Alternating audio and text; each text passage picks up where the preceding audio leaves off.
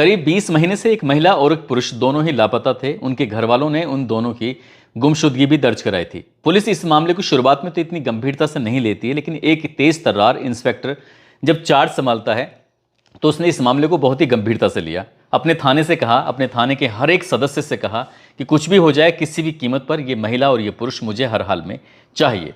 जब इस तरह की बात थी तो आखिरकार ये लगाए जाते हैं, चाहे सिपाही हो, हेड कांस्टेबल हो, दरोगा हो, इंस्पेक्टर हो, सभी अपने अपने तरीके से काम कर रहे थे। लेकिन इंस्पेक्टर को एक दिन इतना गुस्सा आ जाता है कि हेड कांस्टेबल रंगप्पा को कुछ ज़्यादा ही खरी खोटी सुना दी जाती है। जब रंगप्पा को ज़्यादा सुनाई जाती है तो रंगप्पा इतना परेशान हो जाता है कि थाने से निकल कर सीधा पहुंच जाता है चाय की दुकान पर। वहाँ जाकर बड़ा उदास था, परेशान था, बैठा हुआ था। और इसी बीच में रंगप्पा का एक दोस्त जो कि टैक्सी का ड्राइवर होता है वो आ जाता है। आने के बाद अपने दोस्त हेड कांस्टेबल से हंसी मजाक करने लगता है। हंसी मजाक करते करते कहता है कि देखो पुलिस वालों कितनी मौज मस्ती है, आराम से बैठे हुए मौज कर रहे हो, और हम हैं कि कितनी कितनी दूर जाना पड़ता है, कितनी मेहनत से पैसे कमाने पड़ते हैं। जब हेड कांस्टेबल ने ये बात सुनी उसने कहा कि हमारी भी परेशानी बहुत ज़्यादा है और तुमसे तो कहीं ज़्यादा है, तुम्हें पता नहीं है आज इंस्पेक्टर ने मुझे बहुत ज़्यादा खरी खोटी सुनाई है। कैब ड्राइवर बोला क्या बात हुई? उसने कहा बात क्या है कि एक महिला और एक पुरुष है, पिछले काफ़ी समय से लापता हैं। उनको ढूंढने के तमाम प्रयास जो किए थे वो प्रयास असफल हो गए हैं। आखिरकार करें तो क्या करें?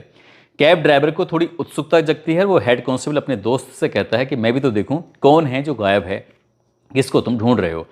अब हेड कांस्टेबल ने उसने कहा तुम क्या करोगे, लेकिन उस कैब ड्राइवर ने थोड़ी उत्सुकता ज़्यादा दिखाई। वो पुलिस वाला उसका दोस्त होता है तो दोस्त होने की वजह से उसने उसको महिला का भी और पुरुष का भी दोनों के फ़ोटो दिखा दिए गए। और जैसे फ़ोटो दिखाते हैं तो वो ड्राइवर हंसने लगता है। हेड कांस्टेबल कह रहा कि तुम क्यों हंस रहे हो? उसने कहा कि हंसने वाली बात है, दरअसल जिसको तुम तलाश कर रहे हो इन दोनों को मैं बहुत अच्छी तरह से जानता हूँ, पहचानता हूँ। अब हेड कांस्टेबल ने ये बात सुनी कि तुम कैसे जानते हो, पहचानते हो? उसने कहा कि मैं पिछले कुछ दिनों की बात है, मैं केरल के कोच्चि में गया था। वहाँ जाने के बाद इन दोनों ने ही ये गाड़ी मेरी जो थी उसको किराए पे लिया था, और उन दोनों को मेरी आदत इतनी अच्छी लगती है कि वो दोनों मुझसे बहुत ज़्यादा खुश होते हैं और अपना नंबर मुझे देते हैं और मेरा नंबर वो खुद रख लेते हैं। जब इस तरह की बात थी तो अब हेड कांस्टेबल था, उसके सामने एक उम्मीद की किरण थी और वो बहुत ज़्यादा खुश हो जाता है। उसे लग रहा था कि जिसके लिए पिछले 20 महीने से हम परेशान थे उसकी समस्या का हल तो उसके दोस्त के पास है। वो दौड़ता हुआ इंस्पेक्टर के पास जाता है और जाकर कहता है कि साहब मैं एक नंबर लेकर आया हूँ, ये आपके लिए बड़ा इंपॉर्टेंट नंबर हो सकता है। दरअसल पुलिस उस नंबर की अब खोजबीन में जुट जाती है। उस महिला और पुरुष की तलाश पुलिस इसलिए कर रही थी क्योंकि वो कत्ल करके भागे थे और उनको ढूंढने के लिए पुलिस ने तमाम प्रयास किए थे, लेकिन एक सिपाही की वजह से ये केस खुल जाता है। केस जब खुलता है तो लोगों को बड़ा आश्चर्य हो रहा था, ताज्जुब हो रहा था। आज की इस कहानी के माध्यम से यही जानने की कोशिश करते हैं कि क्या है वो पूरा मामला।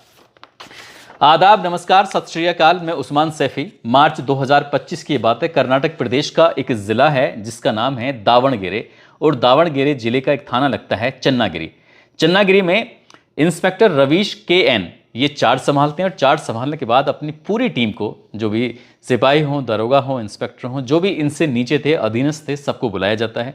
बुलाने के बाद एक मीटिंग ली जाती है। मीटिंग लेने के बाद कहते हैं कि मैं अपने थाने में किस तरह की कोई लापरवाही, जिस तरह से एक बड़ा ऑफिसर अपने छोटे अधिकारियों के साथ पेश आता है, ठीक वैसे ही इंस्पेक्टर ने अब सब लोगों से यही कहा। साथ ही कहा कि जितने भी पेंडिंग केस हैं वो सबको लेके आओ, मैं उन्हें देखना चाहता हूँ कि आखिरकार कितने ऐसे पेंडिंग केस हैं जिन पर आप लोग काम ही नहीं कर पा रहे हैं, कोई खुलासा ही नहीं हुआ है। इंस्पेक्टर ने जब ये बात कही तो जाहिर सी बात है रिकॉर्ड सामने आ जाता है। रिकॉर्ड जब सामने आता है तो एक केस इसमें ऐसा था जो बहुत ही इंटरेस्टिंग केस था, और इंस्पेक्टर को लगता है कि किसी पर काम हो ना हो लेकिन इस पर ज़रूर होना चाहिए। दरअसल केस कुछ ऐसा था कि एक सुपारी जो कि खाने वाली सुपारी होती है उसका बिजनेस करते हैं, और बिजनेस करने वाले का नाम होता है निगप्पा। निगप्पा 40 साल की उसकी उम्र होती है, और उसकी पत्नी होती है जिसका नाम लक्ष्मी होता है, उम्र जिसकी 38 साल के आसपास होती है। वो 18 जनवरी 2024 को थाने में आती है, रोते हुए बिलखते हुए, और कहती है कि साहब मेरा पति आज सुबह से ही लापता है। मैंने उसे हर जगह तलाश करने की कोशिश की लेकिन वो नहीं मिल रहा है। ये उसने तारीख पे पहुंची थी 22 जनवरी 2025 को।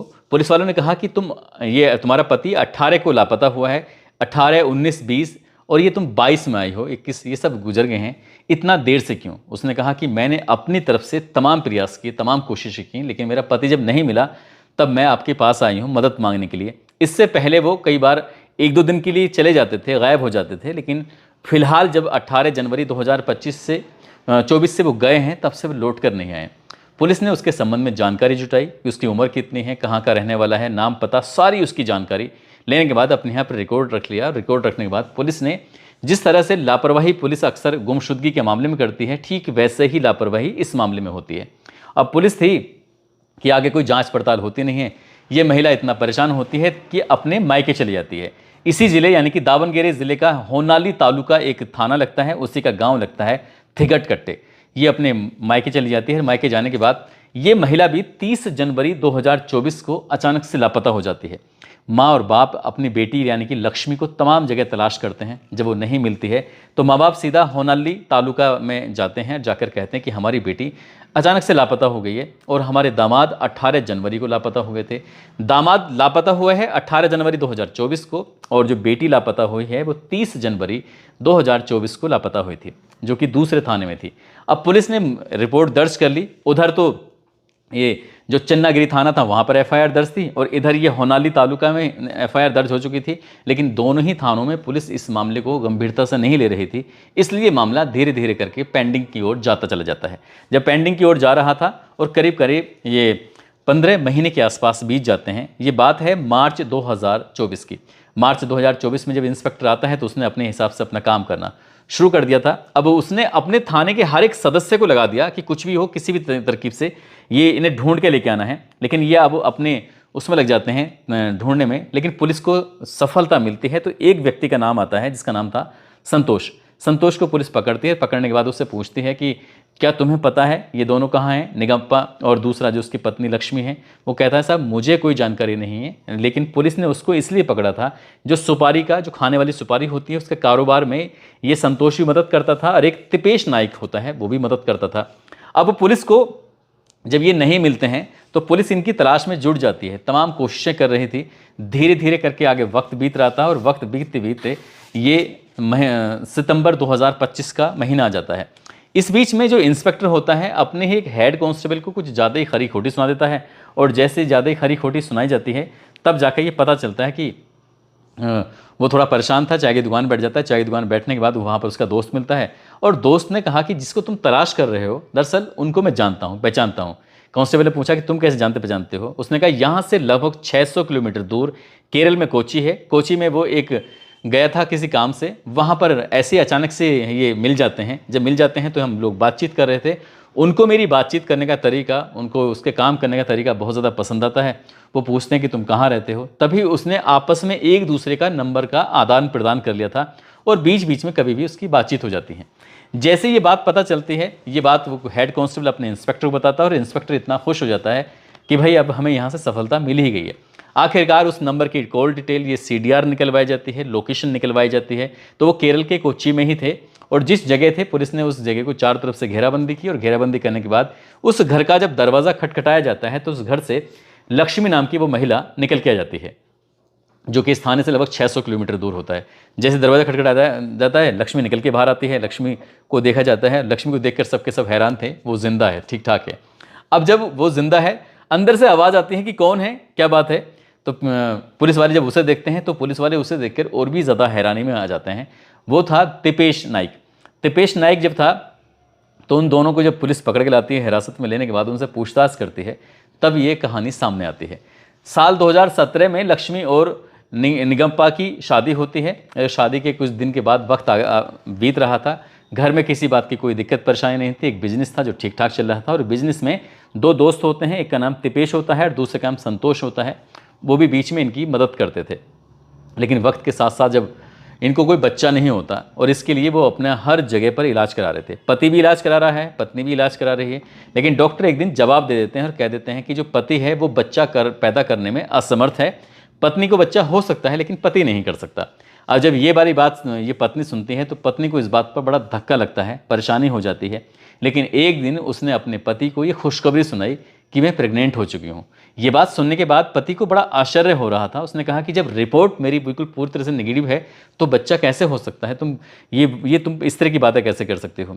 अब जब इस बात की बात थी तो वो डॉक्टर के पास जाता है। डॉक्टर से पूछता है कि डॉक्टर साहब आपने जो रिपोर्ट दी थी क्या उसमें कुछ झोल हो सकता है, कुछ गलत हो सकता है। उसने कहा कि बिल्कुल जो रिपोर्ट दी है बिल्कुल सही दी है, कुछ ना कुछ बात है। अब उसने अपनी पत्नी की जासूसी करना शुरू कर देता है। जैसे पत्नी की जासूसी करता है तो पता चलता है कि उसी का जो पार्टनर है जो कभी कभी आता है तिपेश नाइक, उसकी पत्नी के साथ अवैध संबंध हो जाते हैं। वो दोनों की दोस्ती प्यार ये सब हो जाता है। पत्नी को बिल्कुल पूरी तरह से इत्मीनान हो चुका था कि पति से तो बच्चा हो नहीं सकता, क्यों ना दोस्त का सहारा लिया जाए। तो इसलिए दोस्त का सहारा वो ले लेती है और उससे वो प्रेग्नेंट हो जाती है और इस प्रेग्नेंट की खुशी अपने पति को बताती है। पति को जब इस बात पर गुस्सा आता है और वो पूरी तस्दीक कर लेता है, जांच पड़ताल कर लेता है, तो अपनी पत्नी को सीधा डॉक्टर के पास लेके जाता है और डॉक्टर के पास ले जाने के बाद अपनी पत्नी का अबॉर्शन करा देता है। कहता है कि मुझे किसी भी कीमत पर यह बच्चा नहीं चाहिए। उस बच्चे को गिरा दिया जाता है और पत्नी यानी कि लक्ष्मी को ये बात बहुत ज़्यादा ख़राब लगती है, परेशान करने लगती है। पत्नी ने जिद पकड़ ली थी वो किसी भी कीमत पर माँ बनेगी, लेकिन वो इस पति से तो माँ बन नहीं सकती। इसलिए उसने तिपेश नाइक से कहा कि हमें कुछ ऐसा करना चाहिए जिससे क्या हमारी ज़िंदगी के नए रास्ते खुल सकें और मेरी माँ बनने की जो ख्वाहिश है वो पूरी हो सके। इसके लिए उन्होंने एक तारीख डिसाइड कर ली और तारीख थी 18 जनवरी 2024 की तारीख थी।